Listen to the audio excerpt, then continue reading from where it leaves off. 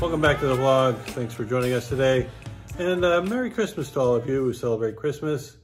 Sorry for missing you guys last week. I was a little bit under the weather and was running like shit in the poker game. So I figured it was a good time to take a few days off. We're back in action, trying to get things back on track with a win. We're playing in a pretty good game at Capital Casino. And I'm playing hands a little bit different than I would normally do. Maybe slow playing a few hands that I normally wouldn't, and taking maybe less aggressive lines. Because I think the people who watch my vlog have adjusted to it. So I have to mix it up every once in a while to keep them off balanced. Anyway, here we go. Sit back, relax, enjoy. Hope you like this one. We're back at Capital Casino playing in the 1-3 game. We buy in for $500. Today you get to see every single hand that I put money into the pot voluntarily. So first hand, we're under the gun with King Queen offsuit. Open for a raise to 15. We end up getting 3 callers for the 15, including the cutoff, the hijack, and the big blind. So with $61 in the center, we're going to see a flop. And looking to hit something good, but instead we just get a jack high flop with a couple diamonds. Not ideal for us. We do have a gut shot, but with 3 opponents, I think it's better to just be a little cautious. So when it's my turn, I check. It gets checked around to the cutoff, who bets out for $25. Not the best spot in the world to be, so we're just going to fold this when it gets back to us. Move on to the next hand. Middle position player opens for $12. We get 2 callers from late position, and it comes back around to me, and I'm in the small blind. I happen to have 2 queens. This is a very good hand, so I'm going to raise. My sizing is off. I was supposed to raise it to 60. I only came across with $50 in my hand, so that's the bet. Everyone decided that $50 was a good price to call. So we're going to go 4 ways to this flop with $203 in the center, and we got a pair of queens. So naturally, we're looking for no overcards on this flop, and the flop comes out ace high with the 7 and the 4 spades. Being first to act against 3 opponents on the ace high board, I decided to check it, and it does end up getting checked around. So I'm pretty confident that my queens might be good here. The only person that might be checking is the second player to act. Anyone else, I think they would fire with their ace. Turn card comes, well, it's a king of spades. It's good and bad. I do pick up a flush draw, but it is another overcard. I decide to check again, and now the player from middle position shoves all in for $215. Well, that looks like he's a little bit scared of a flush draw, so maybe he has a weak ace, maybe a king. Next player folds out. Player to my right has a short stack, maybe about $80 or $90. And after some thought, he decides to stick it in there. He could be drawing. I don't think he would think too long. I think my flush draw is probably good, but I hate spending $215 on a draw. This is another one of those spots where you just have to give it up. You can't go for the draw, not getting the right price. As it turned out, one player actually had a pair of kings, and the other one had a pair of kings also. So the guy jammed $215 with a king with no backdoor draw, and the person called with a king with no backdoor draw. This hand there was a $6 straddle, and a couple players limped in. Normally I would just raise with this, but I decided I'm just going to limp along, see what comes on the flop. We end up getting a 6-way action with $36 in the center, and the flop comes out just beautiful. Comes ace high with 2 hearts. There is a possible straight draw out there. It gets checked around to me. I'm going, well, I wish I would have raised this pre-flop. I bid for $15, and I get a quick call from the player on my left. He seems to be on some sort of draw. Player in the big blind also, he has a short stack, so if he had anything real good, he would just jam, but he ends up making like a weak call. So 3 of us are going to see a turn card, which is a 3 of clubs. Not great. Big blind kind of looks like he thought about betting, but then checked. Of course, I'm just going to check this back, see if I can spike a heart which I do. It comes to king of hearts. Now the big blind leads out small for $20. I was going to go ahead and raise, make it about 60, get some value out of his straight, which seems to be likely. But the player behind me looked like he was still interested in the pot. And I thought, well, since he was on a draw, maybe he made a flush and is going to put in a big raise. So I just make the call. And of course, he just snap fold. So my read was off. The other player did have a 4. So I lost a little value there by trying to get the player behind me to put in a raise. The very next hand, there was a limper in front of me, and I looked down at 2 8s. I put in a raise to $15. It gets folded back around to the big blind who puts in the call, and so does the player who limped to my right. So the three of us are going to see this flop with $46 in the center, and the flop comes out 10-8-3 rainbow. What a beautiful flop. Big blind checks, player to my right checks. I lead for $15. Now the big blind decides that he doesn't want to play for 15. He wants to play for a little bit more. He makes it 65. All right, what does this mean? Most likely he has a 10 with a good kicker. It's possible he has 10-8, or, that's the only really two-pair hand he could have. Maybe he has pocket threes. Well, anyway, the money's going to end up getting in there. Player to my right folds. I think the best way to do that is just to call here. And he has a smallish stack, so he'll probably fire off on a blank. Turn card's not really a blank, it's jack of spades. But that doesn't slow him down at all. He says all in. I snap call as quickly as I could. River card comes up as another bad card. It is a 9. I'm thinking, the guy probably made a runner straight, but he didn't. He had king 10 offsuit. So my set stood up. So this is a lot better than I've been doing over the last week and a half.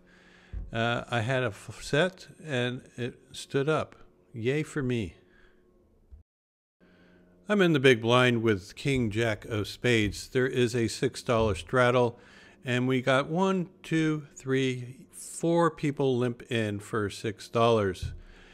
And with king jack suited, I think this is definitely a spot we need to be raising, trying to thin the field or at least build a pot, because our hand is probably way superior to our opponents. So I can make it $50. I figured I'll get, maybe 1 or 2 callers, but we end up getting 3 people that come along for the call. And yeah, it looks like it's going to be a pretty good sized pot. The player in the small blind has about 200 and change left on his stack. Everyone else has like 400 or more. He thinks a long time in the small blind before deciding to make the call. I thought there was a chance that he was going to shove, but he doesn't. He just puts in the call. Flop comes out 6-4 deuce with 2 spades. So we flop a flush draw with 2 overcards. Small blind now insta jams for $177. He could have flopped a set. Pocket 6s, 4s, or deuces are definitely in his range. He could have a pair and a straight draw. He could have a flush draw that's smaller than mine.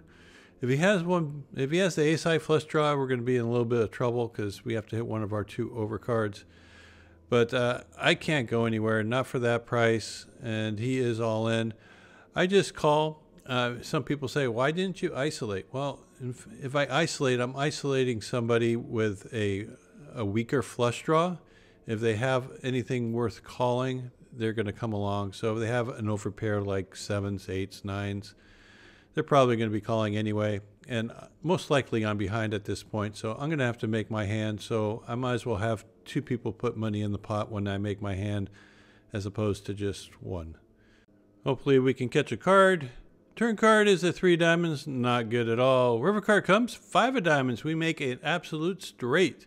Our opponent starts mumbling and grumbling at the dealer as he turns over pocket 5s. So he turned the straight, but on the flop, we were flipping for it and we chopped it.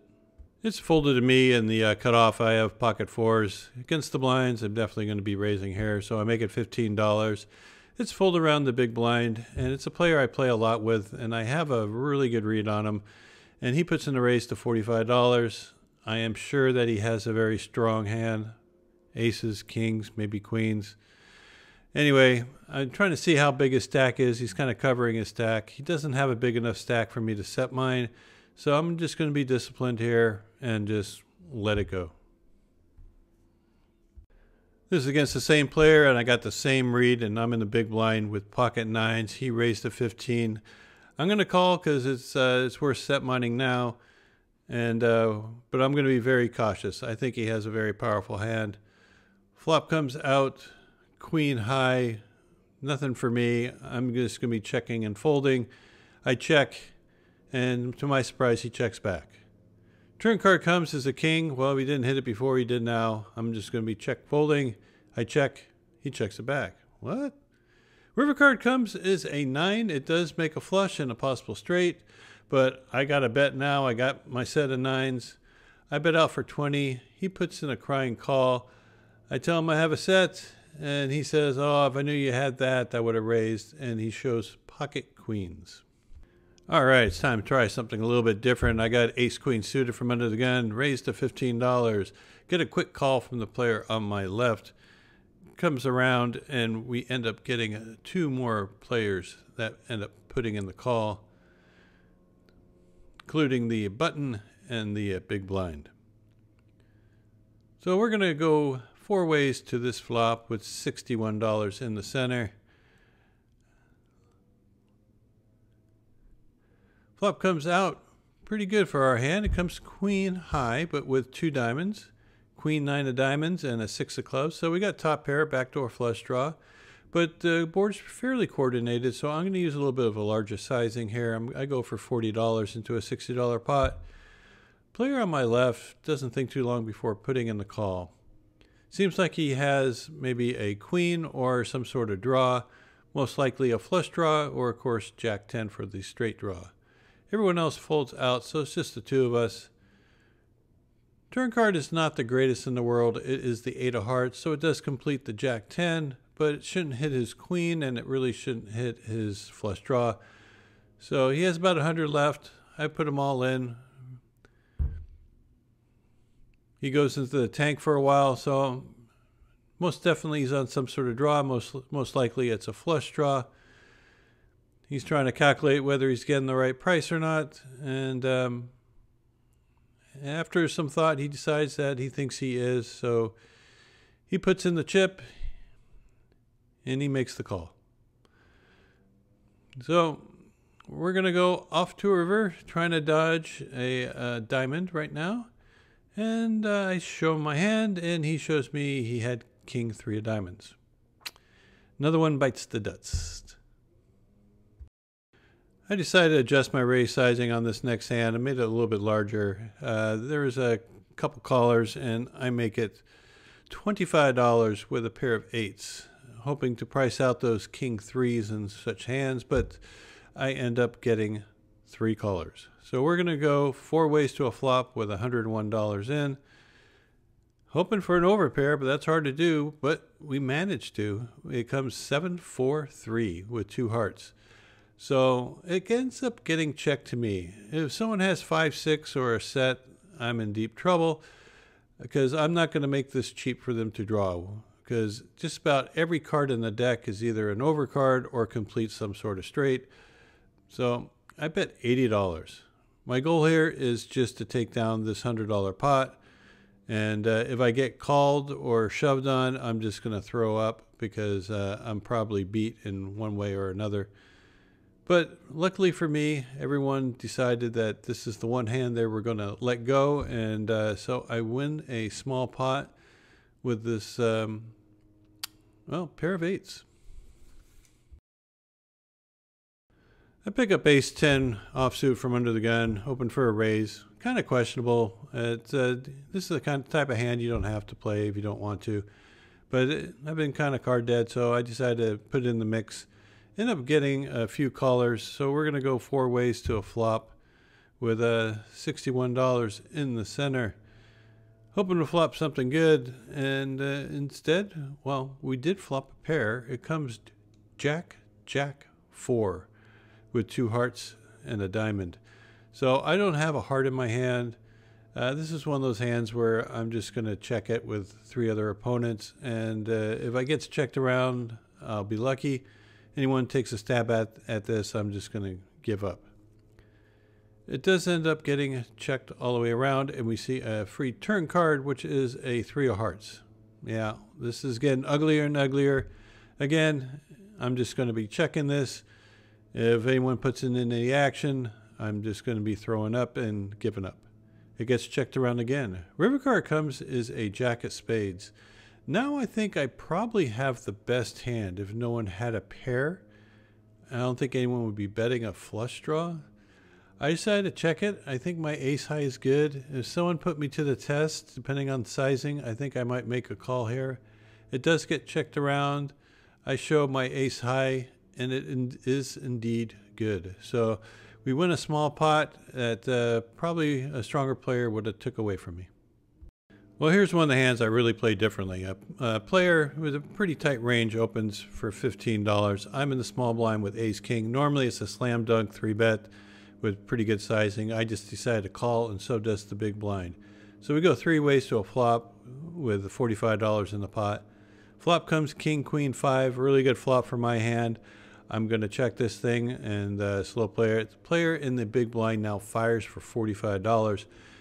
Pot size bet. The other player folds out quickly, and I'm thinking, what would he do this with pot size bet? Well, he could be doing it with a king. He could be doing it with a set of 5s. He could be doing it maybe with a flush draw. I think it's too optimistic to check raise, so I go ahead and put in the call for the 45. Check to him on a blank turn of a 4 of hearts. He now bets 85, and I don't want to go into too much detail, but I don't think a flush draw is possible at this time. I think it's more likely he has a weak king, maybe something like king jack, king 10. Anyway, I thought about raising at this point, and I decided that I'm just going to put in a call and see what happened. I kind of regret not raising, but oh well. River card comes is a jack of clubs. I know it makes a flush, but I was more concerned he had a hand like king jack and made 2 pair.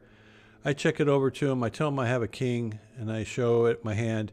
He kind of flashes that maybe I think he had a king with a weaker kicker. So lost a little value on this one. Well, we pick up ace king again. We are not going to be just calling with this hand.